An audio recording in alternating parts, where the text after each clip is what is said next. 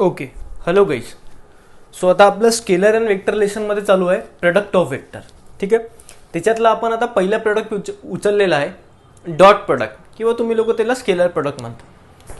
Reason काय त्याच्यामागे, आपण का त्याला स्केलर प्रोडक्ट म्हणतो आपल्याला माहीत आहे. एकदा परत सांगून देतो की दोन वेक्टरची मल्टिप्लिकेशन केल्यावर जो थर्ड भेटणार रिझल्टंट आपण त्याला म्हणू, तो अगर स्केलर क्वांटिटी असला तर या प्रोडक्टला आपण स्केलर प्रोडक्ट म्हणतो.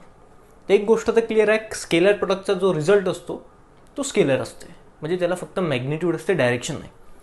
मग आता त्याची आपण डेफिनेशन दोन प्रकारे बघितली. एक हेड कन्व्हेन्शनल डेफिनेशन की बा असा प्रोडक्ट ज्या प्रोडक्टचा जो रिझल्टंट असतो तो स्केलर असतो, त्याला स्केलर प्रोडक्ट म्हणतात. आणि दुसरी जी डेफिनेशन होती ती होती ॲनालिटिकल, म्हणजे ज्याच्यावरनं आपण फॉर्म्युला बनवू शकतो. ती डेफिनेशन अशी सांगत होती की जेव्हा तुमच्याकडे दोन वेक्टर आहेत आणि त्याचा अगर तुम्ही डॉट प्रोडक्ट घेऊन राहिले म्हणजे स्केलर प्रोडक्ट घेऊन राहिले, तर ॲक्च्युली त्याची जी व्हॅल्यू येते ते असते दोघांच्या मॅग्निट्यूड घ्या. दोघांचं मॅग्निट्यूड घेतलं मी, यांचं प्रोडक्ट करा आणि या दोन वेक्टरमध्ये जो काही अँगल असणार त्या अँगलचा तुम्ही कॉस घ्या. मग डेफिनेशन कशी बनली होती की what is scalar product? It is a product of magnitude of two vector and cosine of angle between them. It is called a scalar product. काही लोक याला असं पण रिप्रेझेंट करतात,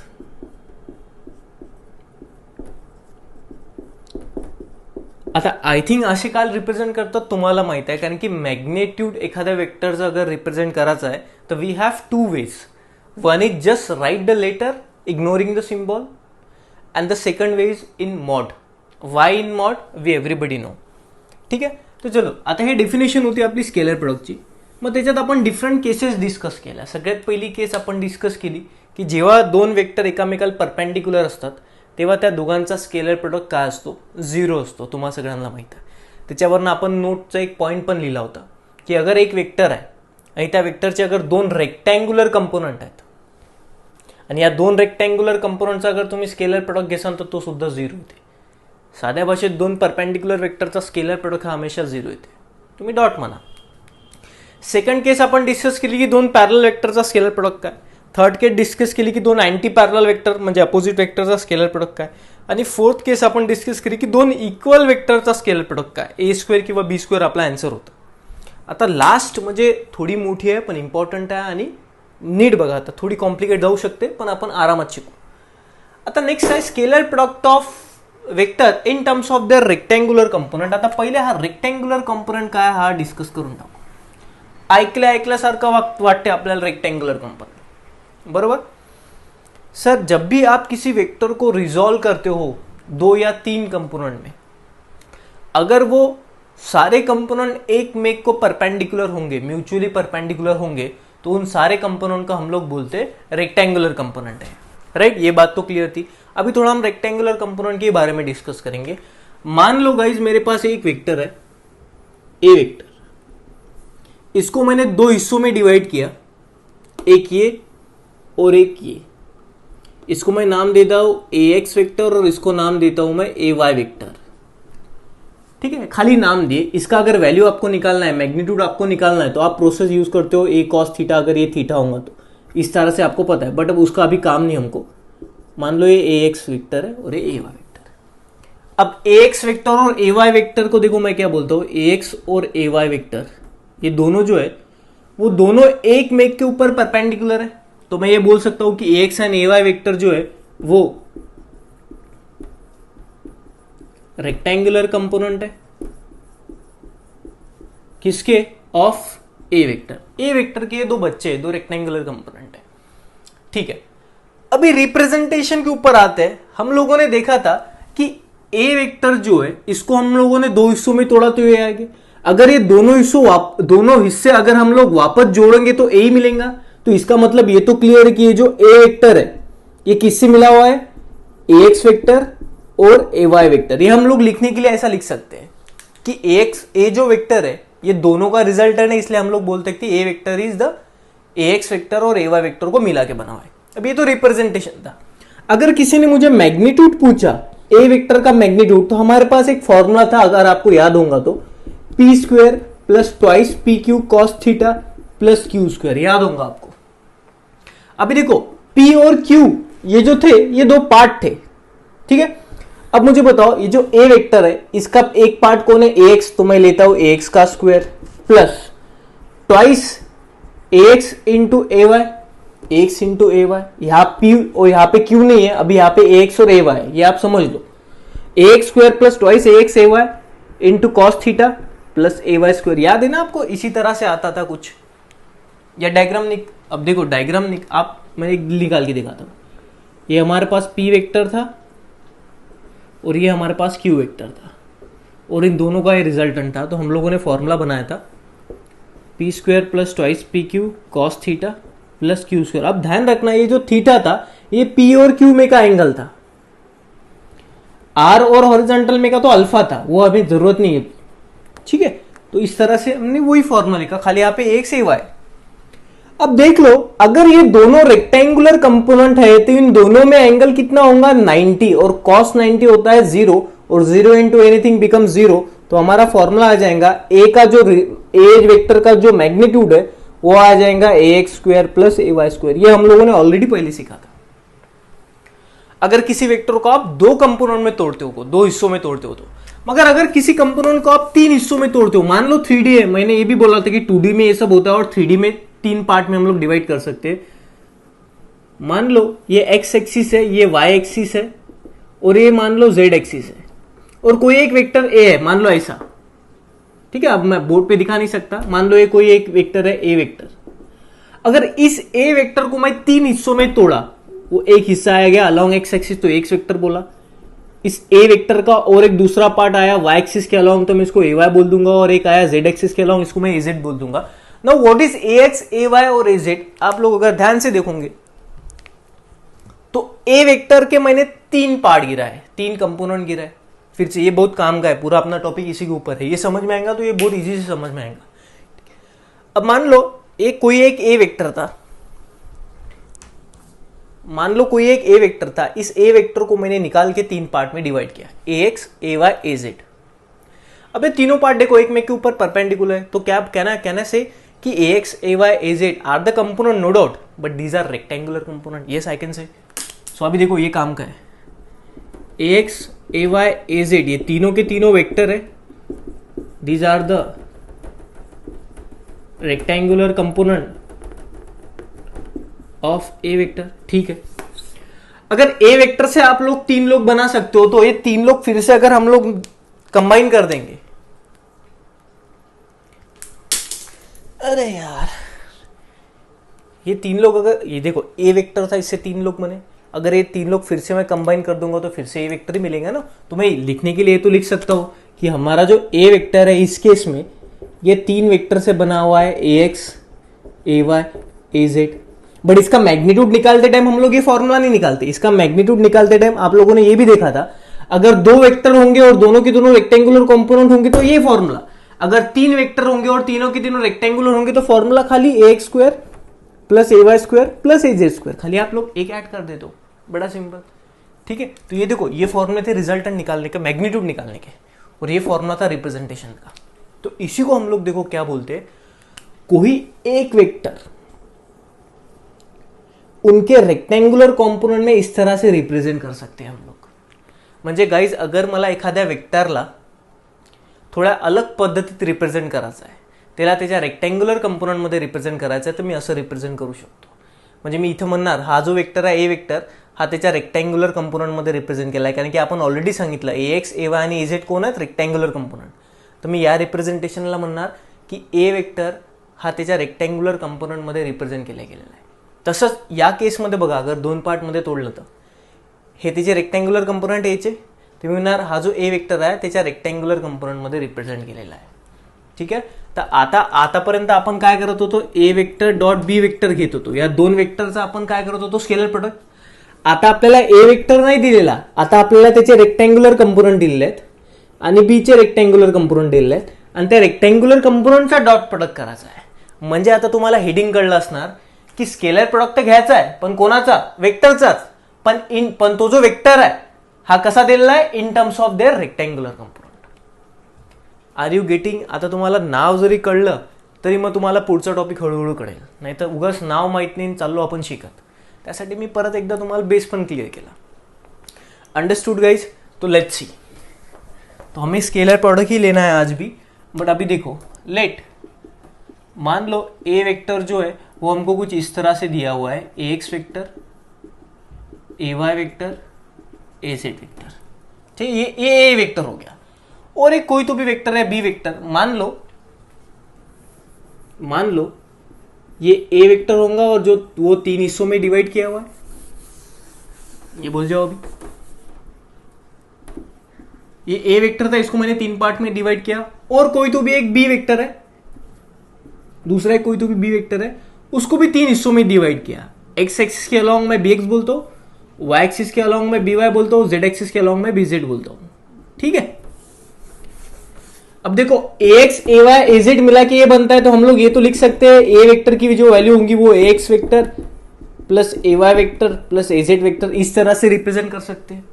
B X B Y B Z मिला के बन रहा होगा बी वेक्टर, तो मैं बोल सकता हूँ बी वेक्टर को हम लिख सकते हैं B X vector plus B Y vector plus B Z vector. उसी तरह से उसने 2 वेक्टर हमको कुछ इस तरह से दी है, B X vector plus B Y vector plus B Z vector. अभी बात सुन लो, अभी इंपॉर्टेंट पार्ट चालू होने वाला है, ठीक है। अभी इनका लेना है हमको डॉट प्रोडक्ट। अभी देखो मजा आने वाला है, चलो फिर हम लोग सॉल्व करते हैं। अभी देखो कैसे सॉल्व करते हैं। अभी मुझे क्या करना है, मुझे ये करना है A vector dot B vector, ठीक है। अभी ध्यान से सुन लो, इसके ऊपर बहुत सारे हम लोग क्वेश्चन भी सॉल्व करेंगे। अभी ए वेक्टर क्या दिया है हमको, ये मैं इसकी जगह ये वैल्यू डाल देता हूं, ए X vector plus A Y vector plus A Z vector, ठीक है। ए की जगह ए की वैल्यू, डॉट बी की जगह बी की वैल्यू। एक काम करेंगे, हम लोग यहां पे सॉल्व करेंगे, जगह बच जाएंगी हमारी। A vector dot B vector, A की जगह A X vector plus A Y vector plus A Z vector, dot B की जगह B X vector B Y vector B Z vector.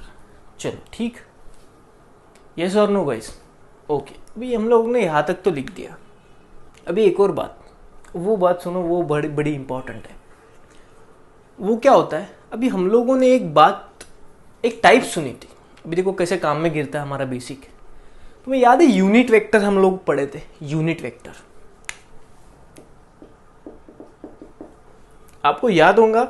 अगर आपको याद नहीं गाइस, तो ये लेक्चर आगे बढ़ने से पहले तुम आप यूनिट वेक्टर देख लो क्या है, ठीक है। मैं एकदम शॉर्ट में उसको इंट्रो भी करवा देता हूँ।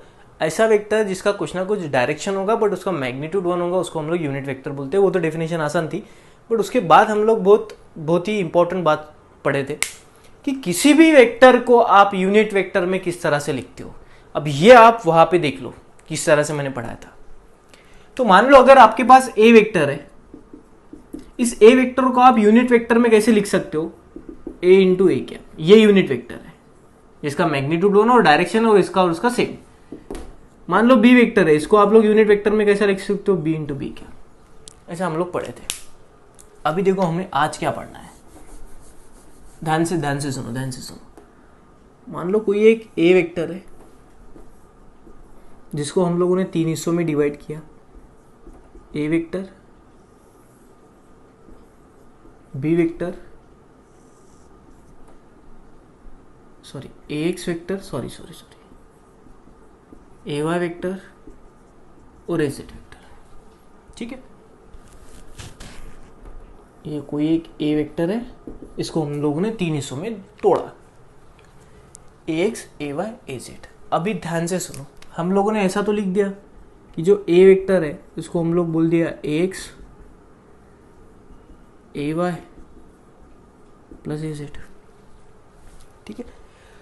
अभी बात ये है कि जो ए एक्स वेक्टर आपको दिख रहा है, ए एक्स वेक्टर, उसका कुछ ना कुछ मैग्नीट्यूड होगा, 5 10 15 20, चाहे एक भी हो सकता है, डोंट नो, 2 3 व्हाटएवर, पता नहीं हमको, कुछ ना कुछ तो होगा। और उसका डायरेक्शन देखो क्या है, एक्स वेक्टर का डायरेक्शन क्या है, along the X axis. Direction तो समझ में, A Y vector sir magnitude तो पता नहीं, कुछ ना कुछ होगा, but direction along Y axis है ये पता है। वैसे जेड, ए जेड वेक्टर का सर मैग्नीट्यूड तो पता नहीं, but direction along Z axis है। चलो बात क्लियर। अभी मैं क्या करता हूं सुनो जरा, हम लोगों ने ये बोला था कि किसी भी वेक्टर को अगर यूनिट वेक्टर के भाषा में लिखना है तो आप क्या करते हो, उसका मैग्नीट्यूड लेते हो और उसको यूनिट वेक्टर से मल्टीप्लाई करते हो, ये रिप्रेजेंटेशन होता है। वो हम लोगों ने लास्ट लेक्चर में पढ़ा था। अभी ये जो होता है ये होता है यूनिट वेक्टर। ये क्या होता है, यूनिट वेक्टर, और जिसका डायरेक्शन वही होता है जो ए का डायरेक्शन होता है। तो अभी मैं क्या करता हूं, कुछ यूनिट वेक्टर डिफाइन करता हूं। मैं अपने मन से एक यूनिट वेक्टर लेता हूं, सुनो बात अभी ध्यान से, यहां से यहां तक मैं एक यूनिट मैग्नीट्यूड लेता हूं और एक वेक्टर डिफाइन करता हूं। देखो अब इस वेक्टर का कंफर्म मैग्नीट्यूड तो 1 है और डायरेक्शन इसके एक्स एक्सिस के अलाउंग है। ठीक है, अब बात सुन लो, ये जो वेक्टर मैंने ड्रॉ किया इसका मैग्नीट्यूड 1 है और इसका direction along the X axis है, तो मैं मान लू ये यूनिट वेक्टर है, हाँ क्योंकि मैग्नीट्यूड तो 1 है। उसके बाद में और एक मैं वेक्टर डिफाइन करता हूं, ये एक वेक्टर, हालांकि ये भी यूनिट वेक्टर ही है क्योंकि इसका भी मैग्नीट्यूड मैंने 1 लिया बट इसका डायरेक्शन अलोंग वाई एक्सिस है। तो गाइज ये और ये वेक्टर में फर्क आ गया क्योंकि ये भी यूनिट वेक्टर है और ये भी यूनिट वेक्टर है, बट फर्क क्या है, ये unit vector along the axis है और ये unit vector along the Y axis है। तो दोनों अलग अलग है, तो दोनों का नाम भी अलग अलग होगा। चाहे दोनों का मैग्नीट्यूड 1 है बट इसका एक्स एक्सिस के अलाउंग डायरेक्शन है, इसका वाई एक्सिस के अलाउंग, तो दोनों अलग होंगे ना, तो इनका नाम भी हम लोग अलग देंगे।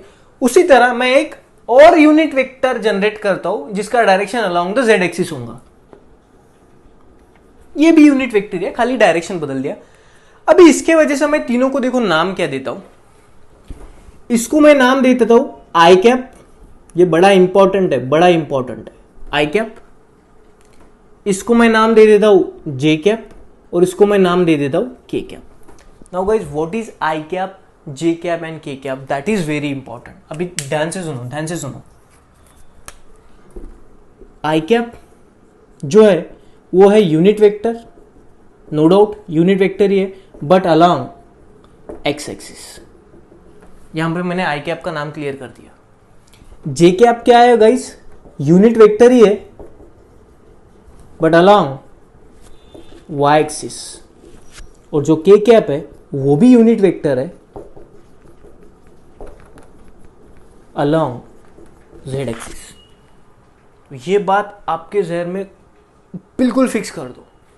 कभी भी किसने पूछा कि एक्स एक्सिस के अलोंग क्या है, तो हम लोग अपने फिजिक्स में एक स्टैंडर्ड यूज कर रहे हैं कि जो भी unit vector along the X axis होगा, मैं फिर से बोलता हूं, जो भी unit vector along the X axis होगा, मतलब एक्स एक्सिस के डायरेक्शन से होगा, उस यूनिट वेक्टर को हम लोग आई कैप से डिनोट करते हैं। जो वाई एक्सिस के अलोंग होगा उसको जे कैप और जो जेड एक्सिस के अलोंग होगा उसको के कैप। यही नोटेशन आप फिक्स कर लो, इसको बदलना नहीं है हमको, ठीक, ओके। चलो ये बात तो हमको समझ गई। अभी आगे हम बढ़ते हैं। अभी ये जो एक्स वेक्टर है, हम लोगों ने एक बात तो सुनी कि किसी भी वेक्टर को यूनिट वेक्टर में किस तरह से लिखते हैं, उसका मैग्नीट्यूड इनटू यूनिट वेक्टर, इसका और इसका डायरेक्शन सेम होता है। तो मैं ट्राई करता हूं, ये जो एक्स वेक्टर है, इस एक्स वेक्टर को मैं यूनिट वेक्टर में कैसे लिखूंगा। एक्स वेक्टर का मैग्नीट्यूड क्या हो जाएगा, एक्स इंटू एक्स कैप। अभी मुझे बताओ ये एक्स कैप क्या है, ये एक्स कैप यूनिट वेक्टर है अलोंग इसके डायरेक्शन, इसका डायरेक्शन क्या है एक्स एक्सिस, मतलब इसको बोल दूं मैं it is a unit vector along x axis. देखो एक्स कैप को ये बोल दूंगा unit vector along x axis, but अभी हम लोगों ने देखा कि unit vector along x axis को हम लोग क्या बोल सकते हैं, आई कैप। इसलिए मैं क्या करता हूं, ये जो एक्स वेक्टर है एक्स कैप को मैं कहना है राइट आई कैप, खाली नाम बदल दिया। हालांकि इसका और इसका मीनिंग वही है, ये भी यूनिट वेक्टर अलोंग एक्सिस है, खाली उसका मैंने सिंबॉलिकल रिप्रेजेंटेशन बदल दिया, उसको मैंने बोल दिया आई कैप। उसी तरह ये जो ए वाई वेक्टर है, ए वाई वेक्टर को मैं यूनिट वेक्टर में इस तरह से लिख सकता हूं, ए वाई वेक्टर का magnitude into A Y cap. अभी what is A Y cap, it is a unit vector along this direction, but इसका डायरेक्शन क्या है, वाई एक्सिस। मतलब ये तो हो गया यूनिट वेक्टर, सॉरी नीचे लिखता हूं आपको दिखेगा नहीं। ए वाई वेक्टर को यूनिट वेक्टर में हम लोग लिख सकते हैं A Y into A Y cap. A Y क्या हो गया, unit vector along Y axis. ये तो यूनिट वेक्टर है जिसका डायरेक्शन वाई एक्सिस अलोंग है, बट हम लोगों ने उसको नाम क्या दे दिया, unit vector along Y axis को क्या बोलते हैं हम, जे कैप। तो मैं इसकी जगह जे कैप लिख सकता हूँ ना, बिल्कुल लिख सकता हूँ। और उसी तरह ये जो के एजेड वेक्टर है, एजेड वेक्टर, इसको हम लोग लिखते सकते हैं एजेड इंटू एजेड कैप। अब ये यूनिट वेक्टर है अलोंग जेड एक्सिस, बट देखो unit vector along Z axis को हम लोग क्या बोलते हैं, के कैप। ठीक है, तो ये बात हमारी समझ में आई। तो हम लोगों ने एक आगे देखा, वो देखो क्या है, अभी ध्यान से सुनो। जो ए वेक्टर है उसको देखो मैं क्या लिखता हूं, X vector plus A Y vector plus A Z vector. ठीक है, अभी गाइस मैंने अभी देखा कि एक्स वेक्टर को मैं क्या लिख सकता हूं, एक्स इंटू एक्स कैप, और एक्स कैप को मैंने क्या लिखा, आई कैप। मतलब एक्स वेक्टर को मैं लिख सकता हूं x into I cap in terms of their unit vector. A vector, देखो एक्स वेक्टर को क्या लिख रहा हूं मैं, x into I cap. A Y vector को क्या लिख सकता हूं, A Y into J cap. और एजेड वेक्टर को क्या लिख सकता हूं, एजेड इंटू के कैप। उसी तरह अगर ये बी वेक्टर होगा और इसके 3 कंपोनेंट होंगे, बी एक्स, बी वाई और बी जेड, तो हम लोग सेम फंडा यूज करेंगे, अभी नाम नहीं बदलने वाले, ये तो आई कैप ही रहेगा, क्योंकि हम लोगों ने फिक्स बोल दिया कि जो भी unit vector along x axis होगा वो आई कैप ही होगा, चाहे ये पी रहे, क्यू रहे, ए रहे, बी रहे। ठीक है, तो अभी मैं बी एक्स वेक्टर को क्या लिख सकता हूं, डायरेक्ट बी एक्स इंटू आई कैप। गाइस नहीं समझा तो मुझे कमेंट में बोल देना ये नहीं समझा, but I think it's quite easy. B Y vector को मैं क्या लिख सकता हूं, B Y into J cap. और बी जेड वेक्टर को मैं क्या लिख सकता हूं, B Z into K cap. Simple है ना गाइस। तो देखो हम लोग जिस तरह ए वेक्टर को यूनिट वेक्टर में ऐसे कन्वर्ट किए, उसी तरह बी वेक्टर को भी हम कन्वर्ट कर सकते हैं। कैसे, देखो बी एक्स वेक्टर की जगह मैं क्या लिखूंगा, बी एक्स इंटू आई कैप। बी वाई की जगह B Y into J cap. और बी जेड वेक्टर की जगह B Z into K cap. B Z के ऊपर एरो मत दो, यूनिट वेक्टर का कंसेप्ट याद है आपको। किसी भी वेक्टर को यूनिट वेक्टर में लिखना है तो उसका मैग्नीट्यूड लिखो और उसके डायरेक्शन के अलॉन्ग यूनिट वेक्टर लिखो। अभी इस यूनिट वेक्टर के अलग अलग हमारे पास नाम आए। ठीक ठीक, बस अभी हमारे पास क्या है, देखो ये जो ए वेक्टर है इसकी वैल्यू कुछ इस तरह से, बी वेक्टर है इसकी वैल्यू कुछ इस तरह से। अब हमें लेना है इसका डॉट प्रोडक्ट, तो हम लोगों ने ए डॉट बी कर दिया, ए की वैल्यू हम लोगों ने लिख दी और बी की वैल्यू हम लोगों ने लिख दी। अब इसके बाद काम खत्म हो गया, बस यहाँ तक था इंपॉर्टेंट लेक्चर।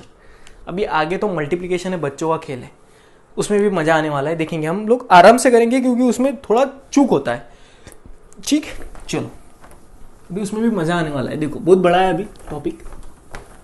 चलो अभी क्या करेंगे, हम लोग वैल्यू पुटअप करेंगे बस, बाकी कुछ नहीं। वैल्यू देखो क्या है, A vector dot B vector is equal to, guys A X vector की जगह मैं क्या लिख सकता हूँ आपको पता है, एक्स इंटू आई कैप। अभी अभी हम लोगों ने देखा ए एक्स की जगह हमने क्या लिखा, एक्स की जगह x into I cap. A Y की जगह तो वो बस डालो plus A Y into J cap plus A Z into की कैप। ठीक, उसके बाद बी एक्स की जगह हम लोगों ने क्या डाला, बी एक्स इंटू आई कैप। इस वेक्टर को हम लोग यूनिट वेक्टर की भाषा में लिख रहे हैं, इस वेक्टर को भी यूनिट वेक्टर की भाषा में लिखो और B Z into K cap. चलो यहां तक तो आए। अभी आपको याद है मैंने कुछ लॉ पढ़ाए थे, आपको 3 लॉ पढ़ाए थे, कम्यूटेटिव लॉ, एसोसिएटिव लॉ और डिस्ट्रीब्यूटिव लॉ। मैंने एक डिस्ट्रीब्यूटिव लॉ आपको पढ़ाया था वेक्टर का, कि अगर ए वेक्टर है dot B vector plus C vector है तो डिस्ट्रीब्यूटिव लॉ क्या बोलता है कि आप लोग जो मैथमेटिक्स में करते हैं ना वही करना है, ए इंटू बी प्लस ए इंटू सी। देखो ऐसे कुछ कुछ बातें काम में आती है, तो हम लोग छोड़ने कुछ नहीं वाले। मैं जो भी आपको आगे का टॉपिक पढ़ाऊंगा गाइज, उसका बेस मैं ऑलरेडी क्लियर कर चुका हूँ। हाँ, कभी कभार 1-2 बार ऐसा होगा कि उसका बेस आप लोगों को बाद में पढ़ने का ही अच्छा रहेगा। ठीक है, तो पूरे लेक्चर जो है वो आज अगर आप लेक्चर पढ़ रहे हो तो कल के लेक्चर आपको याद नहीं, ऐसा मत करो। जब भी आप कोई नया लेक्चर पढ़ रहे हो मेरा, तो पुराने वाले जो लेक्चर है उसको रिवीजन के तौर पे करते जाओ, साथ में लेके चलो। तो चलो अभी हम लोग ये करने वाले हैं, फिर से हम लोग एक बेसिक लेने वाले हैं। वो देखो क्या है, मान लो आपके मैथमेटिक्स में a plus B into dot लेता हूं मैं c प्लस डी है। तो आप लोग इसको सॉल्व कैसे करते हो? तो बड़ा आसान, पहले एक को सॉल्व करते हो, a इंटू सी प्लस है इसलिए a इंटू डी। चलो इसका काम खत्म हो गया। अभी इसको हम लेते हैं b इंटू सी प्लस क्यों आएगा, देखो c का भी साइन प्लस है और b का भी साइन प्लस है, प्लस इंटू प्लस प्लस। ठीक है, ये हम लोग जब क्वेश्चन आएगा तब देखेंगे। b into C plus b into D. Sine का टेंशन मत लो, मैं बाद में समझा दूंगा, वो तो आपको आता है। तो हम लोग इस तरह से मल्टीप्लीकेशन करते हैं। ठीक है, अगर मान लो p plus Q plus R dot A plus B plus C, इसको किस तरह से करोगे? सबसे पहले p लोगे, इन सारों को मल्टीप्लाई करोगे, जैसे p into A plus p into B plus p into C. ठीक, बाद में q लोगे, इनको मल्टीप्लाई करोगे, बाद में r लोगे, इनको मल्टीप्लाई करोगे। राइट, उस तरह से हमको मल्टीप्लाई करना है। क्यों? क्योंकि मैथमेटिक्स में इस लॉ को हम लोग बोलते हैं डिस्ट्रीब्यूटिव लॉ, और हम लोगों ने पहले ही बोल दिया कि वेक्टर जो होता है वो डिस्ट्रीब्यूटिव लॉ फॉलो करता है। तो मैं लोग अगर फॉलो करता है तो मैं फॉलो करवाऊंगा, क्यों नहीं करवाऊंगा। चलो, तो ये देखो, ये 3 लोग हैं, 1 2 3, और ये भी 3 लोग हैं, 1 2 3, इनके बीच में एक डॉट। तो मैं पहला उठाऊंगा, इन सारों को मल्टीप्लाई करवाऊंगा, दूसरा उठाऊंगा, इन सारों को मल्टीप्लाई करवाऊंगा, और तीसरा उठाऊंगा, वो सारों को मल्टीप्लाई करवाऊंगा। ठीक, चलो फिर करवाओ मल्टीप्लाई। देखो फिर एकदम आराम से प्यार से, ये डॉट ये, सो ax इंटू आई कैप डॉट bx इंटू आई कैप। क्लियर? चलो निपट गया। अब पहले को ही लेना है, बट इसमें का दूसरा लेना है, प्लस ax इंटू आई कैप डॉट, डॉट है ना, by into J cap. Clear? Plus अभी यही लेना है, तीसरा लेना है, ax इंटू आई cap dot bz into K cap. चलो अभी दूसरा लेना है, बट दूसरा मैं नीचे लेता हूं, प्लस दूसरा इसका पहला, दूसरा इसका दूसरा, दूसरा इसका तीसरा। चलो आप लोग फटाक से करते हैं, A Y J into B x I cap plus A Y, आप देखते जाओ, ए Y J into B Y J plus A Y J into B Z के। कुछ गलत तो नहीं हुआ? चलो, प्लस अभी ये हो गया, ये हो गया, अभी ये इंटू दिस प्लस ये इंटू दिस प्लस ये into this, A Z into के dot B x into I plus A Z into के dot B Y into J plus A Z into के डॉट बी जेड इंटू के।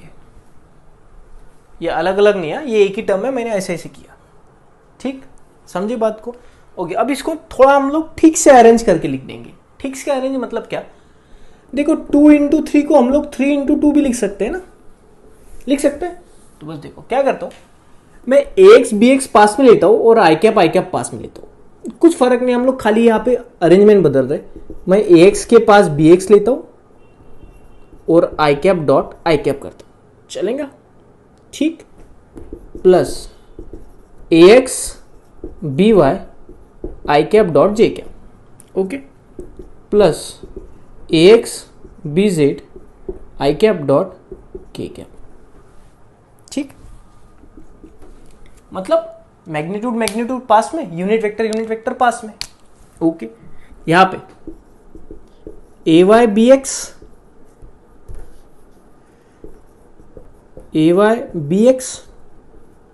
जे cap I cap plus A Y B Y J cap plus A Y B Z J cap के cap. ठीक, बाद में तीसरे को हम लोग ठीक से अरेंज करेंगे। क्या है? ए जेड बी एक्स के कैप आई कैप, ए जेड बी एक्स के cap I cap plus A Z B Y के cap J cap plus A Z B Z के कैप। सर कर क्या रहे हो तुम? अबे आपको समझ में आएगा मैं कर क्या रहा हूं, मैं वैल्यू निकाल रहा हूं बस, और कुछ नहीं। अगर आपको ए वेक्टर इस भाषा में दिया, बी वेक्टर इस भाषा में दिया और पूछा ए डॉट बी, तो उस ए डॉट बी का आंसर निकल रहा हूं मैं, और क्या कर रहा हूं, ठीक है, तो कॉमन सेंस। बट अभी आने वाला एक टर्न, वो टर्न हमको इस फॉर्मूले को बहुत आसानियत दिलाएगा। अभी वो टर्न क्या है, उसके लिए आप लोग इस हिस्से में आ जाओ। चलो आ गए हम इस हिस्से में। अभी वो टर्न देखते हैं हम लोग क्या है। अभी बच्चों मुझे बताओ, आप लोग स्केलर प्रोडक्ट पढ़े हो, 4 केस। उस 4 केस में मान लो ये एक वेक्टर है आई कैप, ये भी एक वेक्टर है आई कैप। वो दोनों वेक्टर दिख रहे हैं आपको, आई कैप डॉट आई कैप। मैं थोड़ा बड़ा करता हूं, आपको दिखने में आसानी होगी। आई cap dot I cap,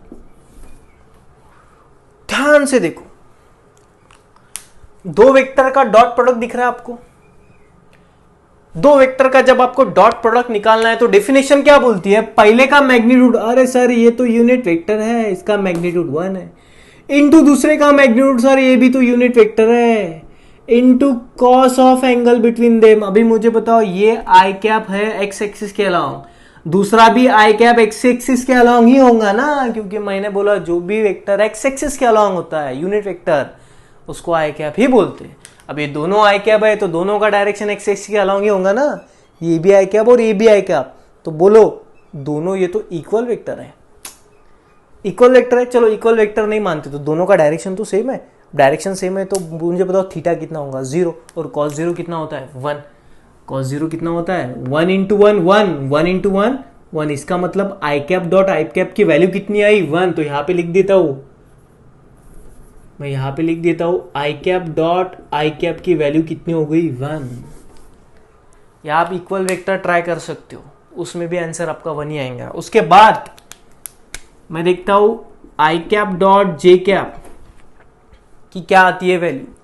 definition बोलते हैं जब भी आपको 2 वेक्टर, वो चाहे यूनिट वेक्टर हो या चाहे यूनिट वेक्टर ना हो, जब भी 2 वेक्टर का आपको डॉट प्रोडक्ट लेना है तो डेफिनेशन बोलती है पहले का मैग्नीट्यूड, भाई ये तो यूनिट वेक्टर है, मैग्नीट्यूड 1, दूसरे का मैग्नीट्यूड, ये भी यूनिट वेक्टर है, मैग्नीट्यूड 1, और cos of angle between them theta.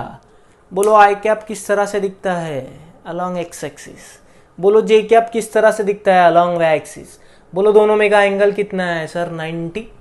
और बताओ कोई भी अगर 2 वेक्टर परपेंडिकुलर होंगे तो हमारा पॉइंट क्या बोलता है कि 2 परपेंडिकुलर वेक्टर का डॉट प्रोडक्ट 0 आता है। कैसे 0 आता है, दोनों में का एंगल कितना है, 90। अरे भाई cos 90 मैथमेटिक्स क्या बोलता है, cos 90 तो 0 होता है, और 0 इंटू एनीथिंग 0। तो दूसरी बात समझ में आई हमारी कि आई कैप डॉट जे कैप कितना होता है, 0। I cap dot J cap कितना होता है, 0। उसी तरह हम लोग आई कैप डॉट के कैप निकालेंगे फटाक से, अभी ज्यादा टाइम पास नहीं करने का। आई कैप डॉट के कैप, आई कैप का मैग्नीट्यूड 1, इसका मैग्नीट्यूड 1, और cos of angle between them 90। कैसे सर 90 आपको पता चला, ये है आई कैप, ये है वाई कैप, और ये है जे कैप, ठीक। अब मुझे वाई कैप का तो काम नहीं, अब ये आई कैप, ये के कैप, देखो दोनों में एंगल कितना है। हम लोगों ने पहले बोल दिया यार ये म्यूचुअली परपेंडिकुलर, तीनों एक में को परपेंडिकुलर, मतलब आई कैप जे कैप के कैप तीनों एक में को परपेंडिकुलर है। बोलो cos 90 कितना होता है, 0 0 इंटू एनीथिंग 0। तो इसका मतलब आई कैप डॉट के कैप भी 0, ठीक है। अब हम लोग कॉमन सेंस लगा देंगे, जे कैप डॉट आई कैप क्या हो जाएगा, फटाक से बोलो, जे कैप आई कैप, सर दोनों एक में को परपेंडिकुलर 0। जे कैप डॉट जे कैप, चलो ये भी आ गया 0। जे कैप डॉट आई कैप भी कितना आ गया, 0। अभी जे कैप डॉट जे कैप, चलो इसका, ये भी जे है ये भी जे है, इसका मैग्नीट्यूड 1, इसका भी magnitude 1 into cos of angle between them. अब ये भी जे है और ये भी जे है, तो दोनों में का एंगल 0। देखो ना यार, ये भी जे और ये भी जे है, जे एक्सिस तो जे वेक्टर तो अलोंग वाई एक्सिस होता है, तो ये दोनों जे दोनों अलोंग वाई एक्सिस होंगे, तो दोनों का डायरेक्शन सेम, एंगल 0, cos 0 1। तो देखो इसका आंसर क्या आ गया, 1। मतलब एक बात समझ में आई guys, I cap dot I cap 1 होता है तो J cap dot J cap भी 1 होता है, और कॉमन सेंस लगाओ, के कैप डॉट के कैप भी क्या हो जाएगा, 1। अगर 2 सेम यूनिट वेक्टर का आप डॉट प्रोडक्ट लेते हो तो आंसर 1 आता है। क्या मैं ये बोल सकता हूं क्या, अगर 2 सेम यूनिट वेक्टर का आप डॉट प्रोडक्ट लेते हो तो आंसर आता है 1। देखो यहां पे बट अगर कोई दो यूनिट वेक्टर डिफरेंट है, आई जे, जे आई, के जे, तो उनका डॉट प्रोडक्ट हमेशा 0 आएगा। और भी आगे तो मैं सब लिखता नहीं, आपको समझ में आ गया, सेम का 1 और डिफरेंट का 0। चलो फिर हम लोग देखो अभी फॉर्मूला को आसान बना देंगे। कैसे?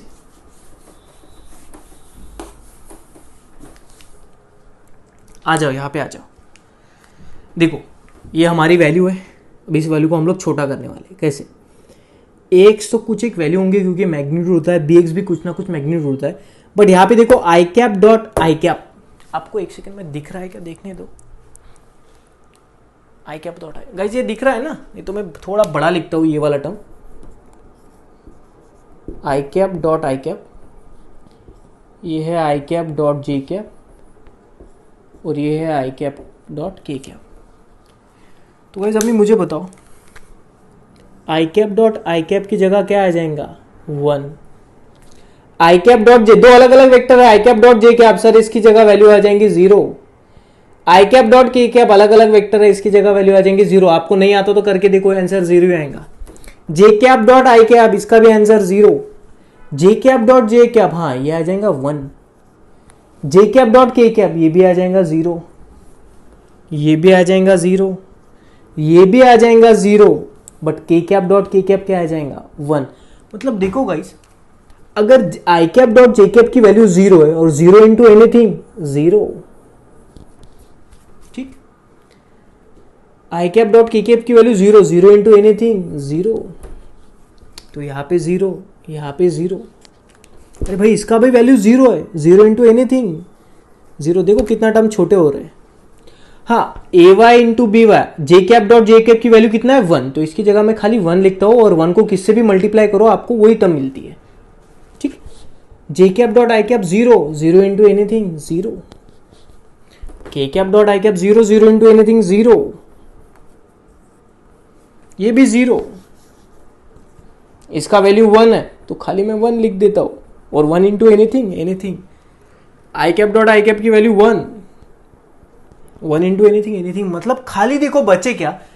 X into B X. मतलब देखो मुझे क्या बोलना है, A vector dot B vector की वैल्यू देखो क्या है? A X into B X plus A Y into B Y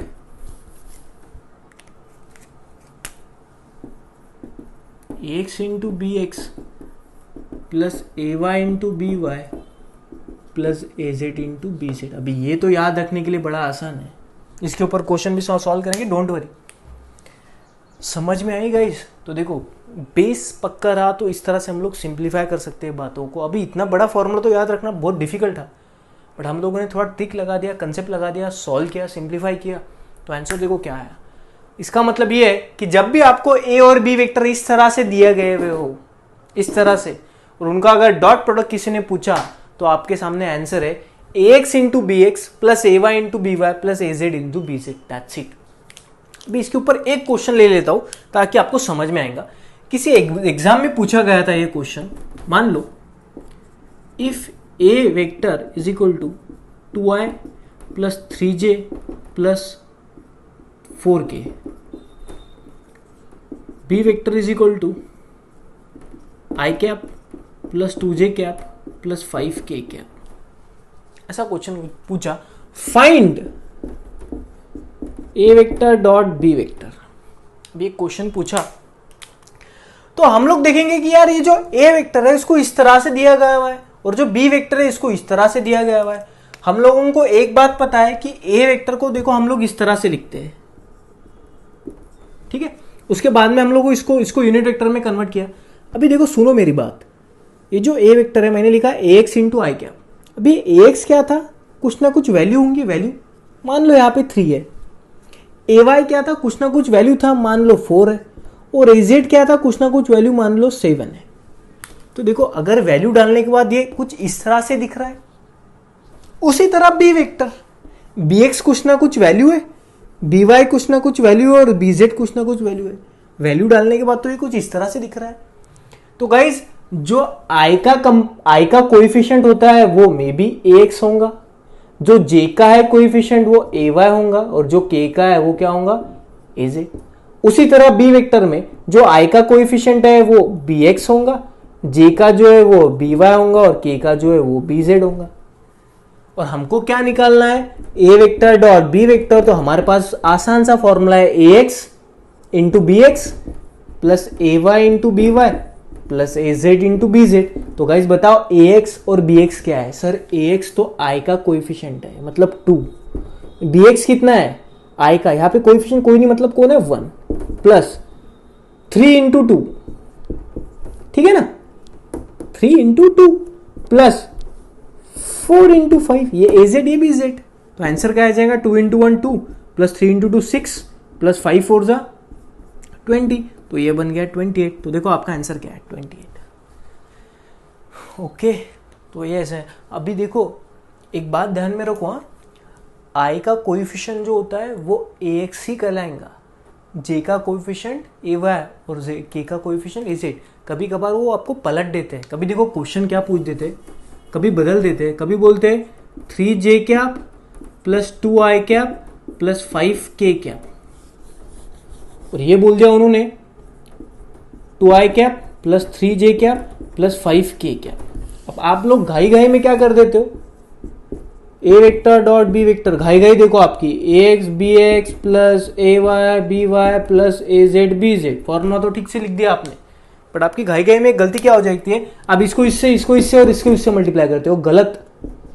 A x वो है जो आई कैप का कोएफिशिएंट है, आई कैप का कोएफिशिएंट गाइस यहाँ पे 2 है, उसने थोड़े सीक्वेंस पलट दिया, तो यहाँ पे ए एक्स ये नहीं है, आई का कोएफिशिएंट जो होगा वो एक्स होगा, आई का कोएफिशिएंट होगा वो एक्स होगा। तो यहाँ पे एक्स कौन है 2, बी एक्स कौन है 2, नाउ 2 2 जा 4, ये हो गया इसका।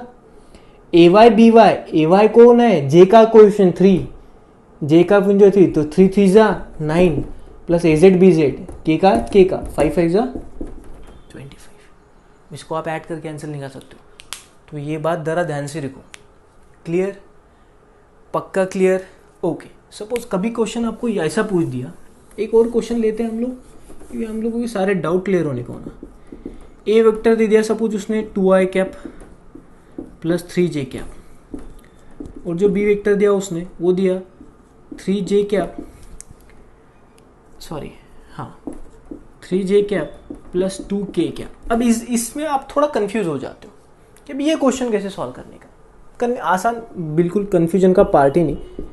ए डॉट बी वेक्टर उसने पूछा, तो हम लोगों ने फॉर्मूला लिख दिया ए x B x A Y B Y A Z B Z. अभी मुझे बताओ ए एक्स और बी एक्स। अब ए एक्स क्या है, ऊपर का जो ए है आई का कोएफिशिएंट मैंने लिख दिया 2 इंटू बी एक्स, मतलब बी वेक्टर में आई का कोएफिशिएंट। अभी यहाँ तो आई दिख ही नहीं रहा, अभी आई दिख ही नहीं रहा, तो मैं इसको इस तरह से लिखता हो सकता हूँ कि 0 इंटू आई, क्योंकि कुछ है ही नहीं है बट फिर भी मुझे लिखना है, तो मैं लिख सकता हूँ ना 0 इंटू आई।